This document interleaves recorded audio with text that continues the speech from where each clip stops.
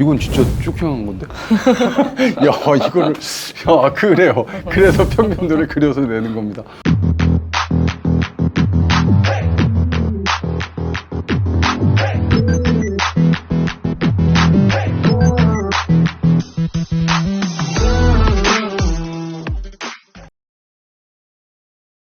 Refresh Your Life.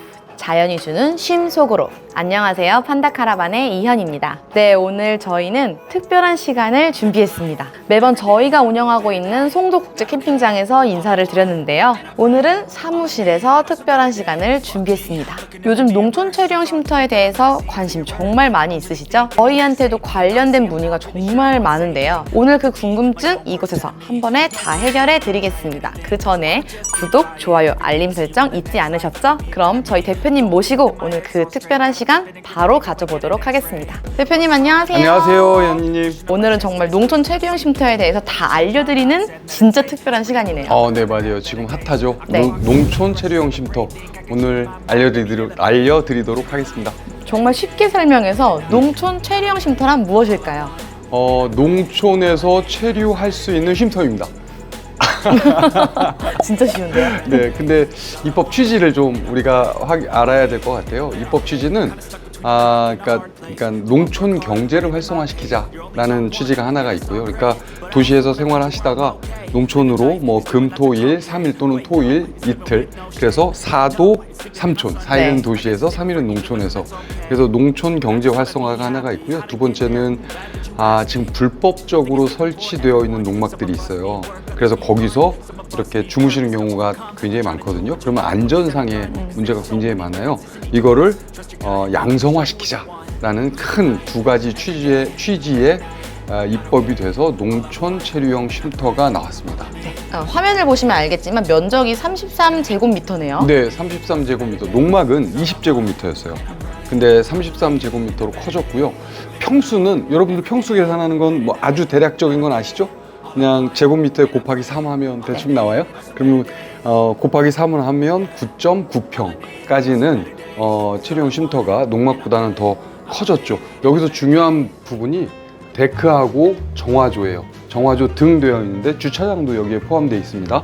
농막은 데크나 정화조, 주차장 같은 것을 허용하지 않아요. 그런데 체류형 쉼터는 데크도 정화조도 또 주차장도 다 설치를 할 수가 있어요. 이게 농막과 굉장히 다른 점이다라고 보시면 될 것 같아요. 영농 의무는 있어요. 이거는 그냥 뭐 예를 들어서 제가 농지에 쉼터를 설치하고 농사도 안 짓고 그냥 난 거기서 쉬기만 할 거야 이렇게 되면 안 돼요. 그쵸. 농지는 농사를 짓는 곳이잖아요. 그래서 농촌 체류형 쉼터를 설치할 수 있는 곳은 지목이, 전, 답, 과수원 이렇게만 돼요. 그래서 전은 밭이죠. 밭, 그 다음에 논, 그 다음에 과수원 이렇게만 체류형 쉼터를 할 수가 있어요. 어떤 질문 굉장히 많냐면 나는 산이에요. 산은 뭐냐면 임야거든요. 나는 산인데 여기다 설치할 수 있어요? 못해요. 그러면 여긴 아무것도 설치를 못해요? 할 수 있어요. 산지 관리사라는 걸 설치할 수 있어요. 내 산이 잘 있는지 내가 거기다 관리사를 지어서 그 임야를 한번 볼 거예요, 그러니까 관리할 거예요라는 산지 관리사는 되지만 체류형 쉼터에서는 할 수가 없다.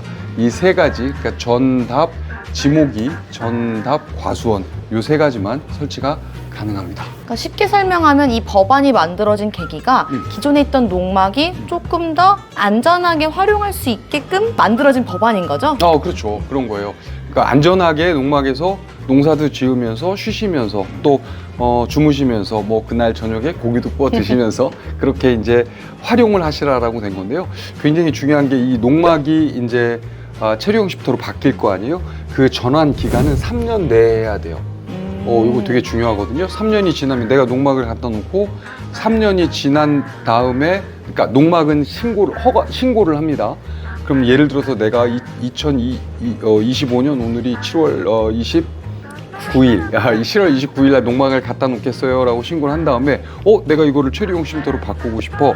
그럼 신고한 지 3년 뒤, 3년 안에는 체류형 쉼터로 다시 바꿔야 돼요. 바꿔서 신고해야 된다는 얘기고요. 이거는 뭐냐면 나는 그냥 그러니까 신고 안 했어. 신고 안 한 농막도 받아주겠다는 얘기예요. 아까 말씀드린 두 번째 이유죠. 신고 안 한 농막도 받아주는데 그 유예 기간은 3년으로 줍니다. 3년까지 반드시 신고 안 한 농막도 신고해 주세요. 그러면 신고를 안 한 농막에 대해서 터치하지 않고 어떤 제재나 과태료나 이런 거 징수 없이 그 다음에 바로 체류용 쉼터로 해드리겠습니다라는 거예요. 딱 발맞춰서 모아를 출시한 게 되는 거네요. 정확하고요. 저희가 굉장히 그 고민을 많이 했어요. 8월 달에 입법 예고가 됐잖아요. 입법 예고가 됐다는 것은 곧 시행한다는 네. 거거든요. 보통은 6개월 안에는 다 시행이 되니까 정말 빠른 시간이지만 저희 전 직원들 총동원해서 설계부터 시작해서 그래서 올 2월 달에 모아가 출시하게 됐습니다. 네.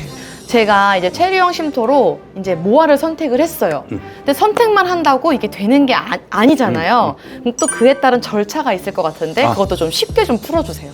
네. 시작이 민원인이 이제 납니다. 내가 설치하는 나예요. 네. 내가 배치도, 평면도, 그 다음에 사용승낙서는 요거는 이제 내 땅이 아닌 경우에는 임대, 이것을 내가 임대했습니다. 무상 임대든 유상 임대든 아무 상관없고요. 토지 주인한테 이 땅을 내가 임대했습니다. 사용해도 됩니다라는 토지 주인의 사용 승낙서가 있으면 돼요. 그럼 요거는 내 땅인 경우에는 필요 없고요. 이제 배치도하고 평면도가 있어야 돼요. 배치도는 내 땅이 이렇게 있어요. 이게 이제 농지라고 해요. 네. 농지에 내가 내가 요 정도 규모의 내가 체류용 쉼터를, 농촌 체류용 쉼터를 설치할 거예요 라는 이게 이 땅에 대한 요만큼에 대한 배치죠. 요 배치도가 필요해요. 두 번째로 필요한 거는 이 체류용 쉼터가 어떻게 생겼어요. 예를 들면 우리 모아 같은 경우에는 여기에 이제 화장실이 있고요. 여기에 침실이 있고요. 여기에 싱크가 있고요. 요렇게는 거실이 있어요. 라는 평면도가 있어요. 이 평면도를 준비하셔야 된다는 거예요. 그럼 이제 이해하셨죠? 요거 딱 두 개가 준비가 되면 신청을 하는 거예요. 어디다가? 지자체에다 해요. 어디? 지자체 어디? 건축부서. 그렇지. 건축과에다 하는 거예요. 건축과에다 신청하면 건축과에서 이 서류를 검토합니다. 검토를 할 때 어떻게 하냐면 건축과에서 서류를 돌려요. 그러니까 그걸 회람이라고 해요. 회람을 하는데 관련 부서에 회람을 하거든요. 예를 들면 농지과는 무조건 가야 되거든요. 농지 부서에 회람을 하고 환경부서, 정화조라든가 아니면 개발제한구역이라든가 이런 것들 때문에 환경부서에 회람을 해요. 그렇게 해서 이렇게 내가 배치도와 평면도를 건축과에다 접수하면 이거는 내가 회람하는 게 아니고 건축과에서 알아서 회람을 합니다. 알아서 회람을 돌려서 신고 필증을 민원인한테 교부를 해요. 이게 며칠이냐면 이게 되게 중요해요. 3일이네. 얼마 안 걸리죠? 오늘. 네, 내가 처음에 지자체한테 신청서를 접수한 후에 3일 이내에 신고 필증을 교부해야 돼요. 근데 만약에 내가 예를 들어 규정에 맞지 않는, 뒤에 나오겠지만 규정에 맞지 않는 체류용 쉼터를 설치하려고 한다 그러면 이거는 변경하세요 라는 것을 며칠 이내? 3일 이내에 하게 돼서 굉장히 빠른 거죠. 그 다음에 요렇게 해서 이제 오케이 다 됐어요. 그러면 가설 건축물 관리 대장을 등재해야 되고요. 여기서 이제 하나 제가 말씀드릴게요. 체류용 쉼터는 뒤에 나오는데 먼저 잠깐 말씀드릴게요. 가설 건축물 축조 신고를 해야 돼요. 그러니까 그 체류용 쉼터는 본 건축물이 아니란 얘기예요. 본 건축물은 우리가 사는 집, 아파트, 네. 상가 이런 건물들이 본 건축물이잖아요. 본 건축물은 뭘 받아요? 준공을 받아요. 그러니까 지자체에 가서 나 이거 다 졌습니다. 처음에 내가 이렇게 지려고 했던 것대로 졌는지 안 졌는지 와서 검토해 주세요. 확인해 주세요. 그러면 와갖고 검수를 하죠. 검수를 한 다음에 됐습니다 라고 하면 준공 서류가 나오죠. 그럼 그 다음부터 이제 내가 이 건물을 사용할 수가 있는 거거든요. 가설 건축물은 준공이 나오지 않아요. 그러니까 준공을 받지 않아요. 본 건축물이 아니기 때문에 축조 신고를 해야 돼요. 뒤에 나오니까 가설 건축물에 대한 다른 얘기는 뒤에서 다시 설명을 해드릴게요. 그래서 가설 건축물 권리 대장에 들어가야 등재를 해야 되고, 중요한 게 농지 대장에도 반드시 등재를 해야 돼요. 내 농지 대장이 있거든요. 네. 내 농지를 띄워보면 거기에 체류용 쉼터 이런 게 설치했습니다라고 등재를 해야 돼요. 이렇게 되면 나는 지금 내 땅에 가설 건축물을 신고하는, 그러니까 신고해서 마지막까지 등재하는 그때까지의 모든 절차가 끝난 거예요. 농촌 체류용 쉼터. 저는 직업이 농업인이 아니어도 가능할까요? 아, 정말 이게 좀 핵심 질문인데요. 이거 굉장히 중요한 부분이에요. 내가 농지를 취득하려면요. 그러니까 농지를 취득하려면 이 사람은 농사를 줘야 돼요. 그러니까 농지는 농사를 짓는 거잖아요. 전에서는 밭농사를 짓는 거고, 네. 밥에서는 논농사를 짓고, 네. 과수원에서는 과실수를 재배를 해야 되잖아요. 농지를 내가 살려면 나는 농업인으로 신고가 되어 있어야 돼요. 근데 그러면 나는 뭐 아무리 좋아도 내가 직업이 우리 서울에 따로 있는데 내 농지는 취득할 수 없겠네요. 아, 그렇지 않아요. 체류용 쉼터는 300평 미만은 300평 미만까지는 농업인이 아니어도 농지를 취득할 수 있어요. 다만 내가 체류용 쉼터를 여기다 설치할 거예요 라고 신고를 하는 조건이에요. 또 어떻게 보면 그에 따른 뭔가 지켜야 될 의무사항도 있을 것 같아요. 있죠. 이 제일 1번이 이거예요. 33제곱미터. 이게 몇 평이라고 그랬죠? 9.9평. 이게 10평 미만으로 가설 건축물로 지어야 됩니다라는 거예요. 네. 근데 이걸 지을 때 우리가 그 본 건축물을 지을 때는 반드시 바닥에 기초가 되어 있어야 돼요. 그러니까 우리가 뭘 지을 때 보면 바닥에 콘크리트로 콘크리트, 기초를 하잖아요. 그 기초가 되어 있어야 되는데 가설 건축물은 독립 기초 형식을 해야 돼요. 무슨 얘기냐면 내가 이렇게 건물을 하나 지을 거예요. 그럼 이 건물 짓는 땅 위에 여기를 전체를 그러니까 매트라고 하죠. 그러니까 콘크리트로 다 했어요. 이거 안 돼요. 이거 안 되고 예를 들면 만약에 저희 카라반 모아를 예를 들어볼게요. 네. 모아를 예를 들면 모아에는 이렇게 우리 모아가 생겼으면 여기 트리거가 있어요. 이렇게 트리거. 그러니까 이 모아를 네. 지탱해주는 아웃트리거가 있거든요. 그 아웃트리거가 이렇게 있으면 그러니까 이렇게 있으면 요 매트를 그러니까 기초를 예를 들어서 이만큼을 콘크리트 타설 할 수가 있는 거예요. 이렇게. 그러면 요 위에 모아가 탁 올라가 있겠죠. 예, 이건 가능하다는 거예요. 그런데 모아 면적이 이만큼인데 이 전체를 콘크리트 타설하는 거는 또 안 되는. 안 된다. 예, 이게 그 얘기예요. 그 다음에 층수 제한이 있는데 층수는 2층을 못 둬요. 그렇지만 다락방은 둘 수 있어요. 그러네요. 미터가 4m. 4m예요. 4m여서 다락방은 둘 수가 있어요. 근데 이제 어디서부터 4m냐면 우리가 이제 집이 이렇게 이게 제가 그림을 잘 못 그려서 이렇게 집이 서 있는다고 하면 여기가 만약에 지면이라고 하잖아요. 그래서 여기에 이만큼 뭐 트리거라든가 아니면은 네. 뭐 이제 지탱을 하는 네. 무슨 기둥이 있어요. 그러면 어디서부터냐면 여기서부터 4m예요. 그러니까 지면에서부터 4m거든요. 오해하시는 경우에는 내 집의 바닥부터 4m 아니야? 이렇게 오해하시는데 그건 오해입니다. 지면서부터 4m라고 보시면 되니까 보통 한 층의 층고가 우리가 생활하기 그냥 편한 층고는 한 2.2m 정도 되거든요. 그러면 그 바닥에 뭐 예를 들어서 뭐 이제 저 단열 같은 게 들어갈 거 아니에요. 그럼 보통 바닥이 한 10cm가 올라가거든요. 그러니까 거기 위에 이 2층을 놓는다는 거는 이렇게 입식으로, 그러니까 걸어서 2층 다락방을 다닐 수는 없어요. 네, 그러니까 약간 구부려서 다닐 수 있는데 다락방은 하실 수 있다. 4m까지는 가능하다. 다만 저희 모아는 이거는 4m는요 이동이 안 돼요. 무슨 말씀이냐면 네. 공장에서 만들어서 현장으로 갖다 줄 수 있는 높이가 아니에요. 그러니까 그 높이는 보통 우리가 우리 현희님 어디지? 그 톨게이트 지나가 네. 보셨죠? 그게 4.5m예요. 터널 있었죠. 그 고속도로의 터널, 네, 그게 네, 4.5m예요.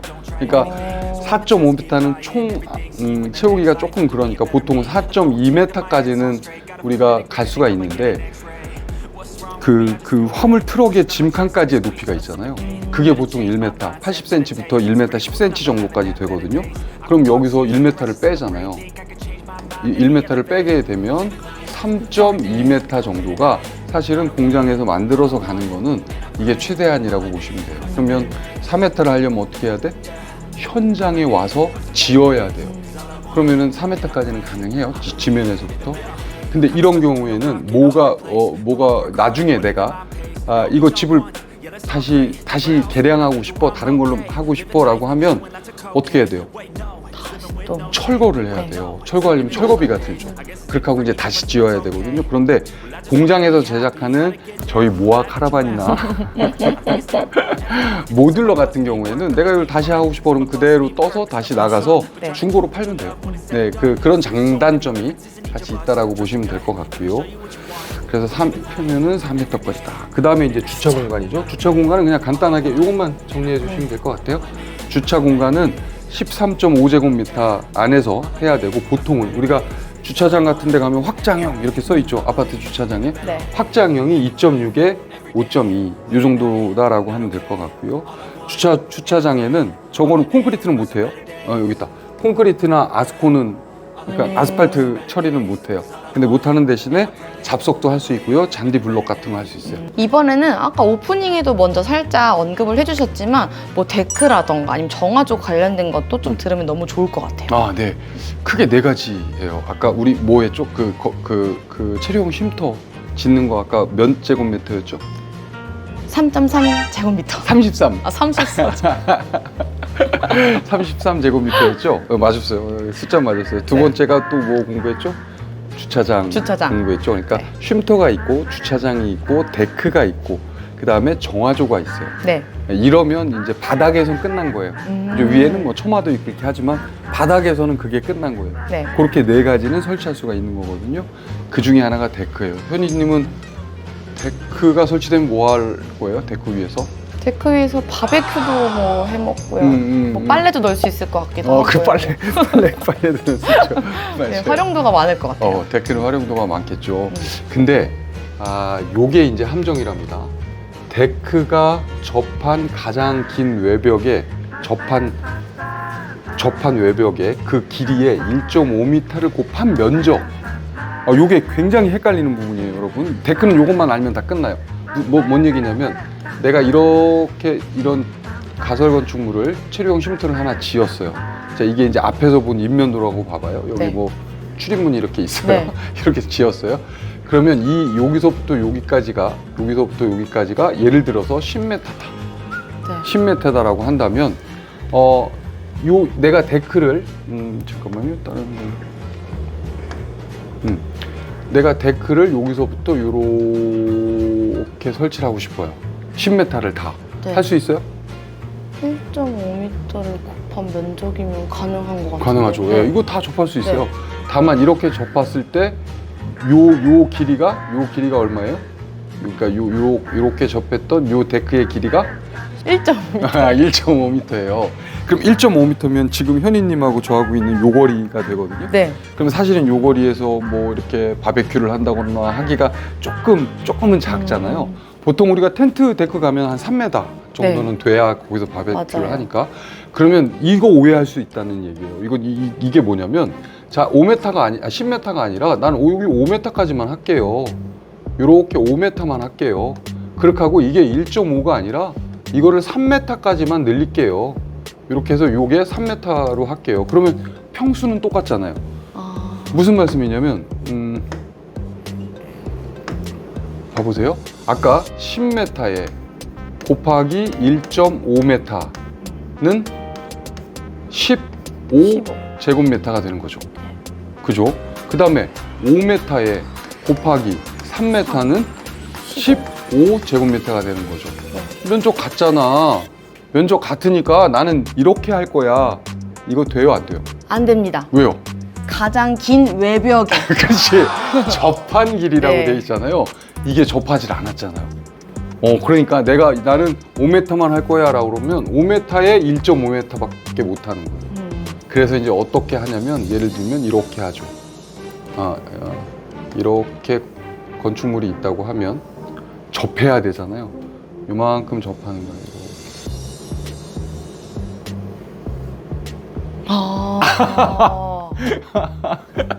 유레카죠. 자, 이 면적이 얼마? 아까 15제곱미터면 되는 거예요. 그래서 또 우리가 모아 시리즈에 맞는 데크가 있잖아요. 보이시죠? 예, 데크도 있답니다. 근데 이거 굉장히 강력한 팁입니다. 여러분 잘 하셔야 돼요. 이게 접한 길이의 1.5m를 곱한 면적이란 말이에요. 그러니까 무조건 접해야 되는 게 일단 무슨 조건? 필요 조건이에요. 그러니까 이건 무조건 접해야 되고 그러니까 1.5를 곱한 면적, 이 15제곱미터, 이게 10m이었을 경우에 네. 15제곱미터 이내에 해야 된다는 게 충분 조건이죠. 그래서 요거는 꼭 우리가 알고 계셔야 될 것 같아요. 그 다음에 이거 굉장히 많이 나오는 질문이었거든요. 내 땅이 이렇게 있어요. 이렇게 있고 이 앞에가 도로예요. 농로여도 상관없고 그 다음에 뭐 현황도로라고 하거든요. 그냥 실제로 도로로 사용하고 있는 곳. 근데 이 도로에는 뭐가 다녀야 돼요? 차, 어떤 차는 최소한 무조건 갈 수 있어야 돼요? 구급차나 소방차. 그렇지. 안전 때문에 그래요. 네. 근데 체류형 쉼터로 우리가 이렇게 인허가를 풀어준 이유도 우리 여기에서 이제 이거를 하시는 주민들의 안전을 위해서 체류형 쉼터가 나온 거잖아요. 그래서 여기서 소방차나 구급차는 반드시 다닐 수 있는 현황 도로여야 돼요. 이게 꼭 도자가 찍혀 있고 뭐 4차선 이상이어야 되고 뭐 3m 이상이어야 되고 다 괜찮아요. 상관없어요. 그냥 소방차가 진입할 수 있으면 된다. 자, 그런데 자, 땅이 이렇게 생겼어요. 근데 여기에 이게 다 내 땅이 아니고 만약에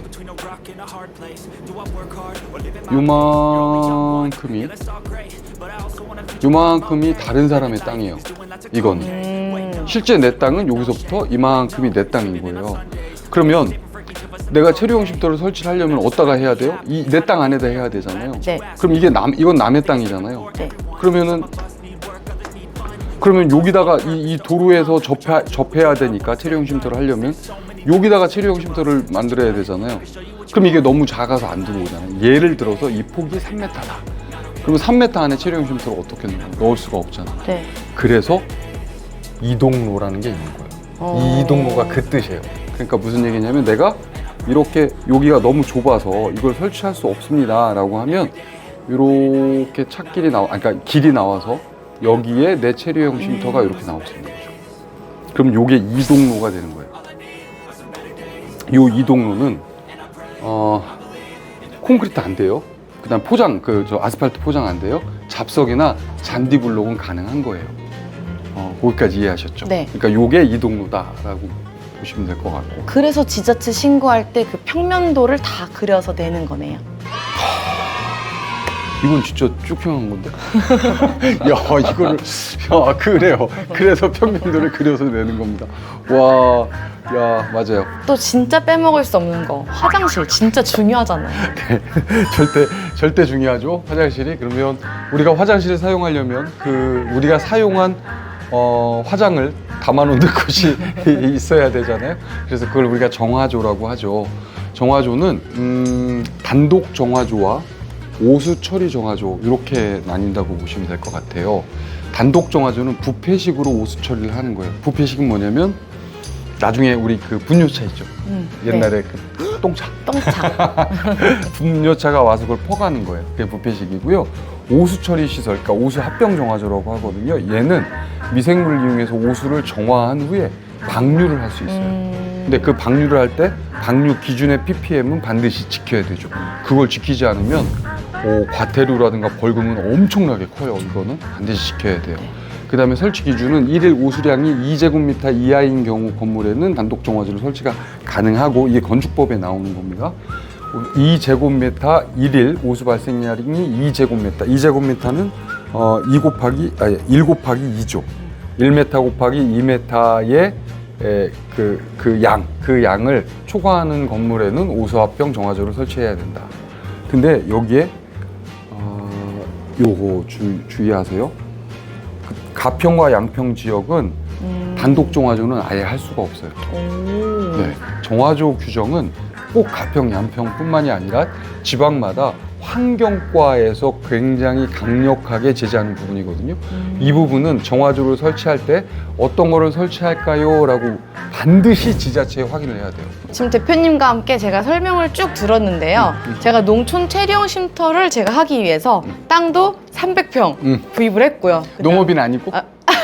네, 농업인 아니고요. 재테크를 위해서. 네, 네. 그러고 또 이제 우리 모아 시리즈를 또 구입을 했습니다. 네. 그 다음에 또 해야 될 거를 쉽게 한번 쭉 설명 좀 다시 한번 해주세요. 네, 맞아요. 그거를 설치하기 전에 사실은 전에 꼭 짚어보아야 될 사항인데요. 아까 말씀드린 대로 그 기초석. 근데 아까 뭐라고 그랬죠? 독립기초라고 그랬죠? 네. 그러니까 한 번에 붙어 있으면 안 돼요. 이렇게 떨어져 있어야 돼요. 독립기초가 있어야 되고 전기 신청해야 돼요. 이거는 내가 그 지자체에서 나 체류형 쉼터 할 거예요 하고 아까 접수했죠? 네. 그 접수증을 갖고 한전에다가 나 여기다 전기 넣어주세요 라고 신청을 하면 돼요. 근데 그 내 지역에 따라서, 그러니까 그 한전이 아니라 내 땅이 위치한 그 상황에 따라서 돈이 조금 들어가는 경우도 있어요. 그래갖고 한 50만 원 정도 비용을 생각할 수도 있고요. 수도도 상수도 사업소에 가서 나 여기 체류형 쉼터 했으니까 수도 넣어주세요 이렇게 할 수 있어요. 근데 수도가 안 들어오는 경우가 있어요. 그런 경우 많잖아요. 네, 시골에 그런 네. 데 많잖아요. 그럼 어떻게 해야 돼요? 그 마을 주민들한테 상수도 쓰는 그 허락을 구해야 되나요? 아닌가? 야, 그런 경우 있죠. 그런 경우는 뭐냐면 마을까지만 들어오는 네. 경우 있어요. 네. 그래갖고 마을에 큰 탱크가 있고 물탱크. 그 물탱크가 있고 거기서 이렇게 분배해 주는 네. 경우 있어요. 그건 마을 주민들한테 허락을 받으면 이장님께. 돼요. 맞아요. 네. 맞아요. 근데 그런 경우는 있긴 있지만 그렇게 흔하진 않고요. 관정이라고 하죠. 지하수를 뚫어요. 그래갖고 내가 지하수를 개발할 수 있어요. 수도가 안 들어오는 경우에는. 근데 수도가 들어오는 경우는 지하수를 개발하면 안 되냐? 돼요? 괜찮아요. 그 다음에 마지막으로 오폐수. 조금 전에 얘기했죠? 네. 기본 정화조가 있는데 1.5톤 용량 정도 되는 4인 기준이 1.5톤이거든요. 요 용량 이상의 정화조를 설치를 해야 되는데 아까 말씀드린 대로 단독 정화조냐 오수합병 정화조냐 요거는 지자체에 꼭 확인하시고요. 그럼 이게 얼마나 돼요? 라고 하면 단독 정화조, 오수합병 정화조는 차이가 많이 나지만 작게는 200만 원부터 많게는 오수합병 정화조는 500만 원 정도까지 들어간다라고 보시면 될 것 같아요. 오늘은 정말 대표님하고 약간 사무실에서 진짜 강의를 듣듯이 이렇게 궁금했던 점을 풀어봤는데요. 네. 또 전하실 말씀이 별도로 있으시다면서요? 네. 저희가 이런 강의를 오프라인에서 할 수 있는 그 환경을 좀 준비하고 있고요. 월 1회 정도 궁금하시면 저희가 강의를 동서울대학교가 아니고 저희 송도 국제 캠핑장에서 강의를 좀 진행하려고 합니다. 월 1회 정도 하려고 하고요. 그거는 저희 홈페이지, 판다카라반 홈페이지 참조하시면 될 것 같습니다. 네, 오늘은 사무실에서 정말 특별한 시간 준비했는데요. 어떠셨을까요? 만족하셨죠? 네, 만족하셨을 거라고 믿습니다. 그럼 전 지금까지 판다카라반의 이현, 판다카라반의 남준이었습니다. 감사합니다. 감사합니다.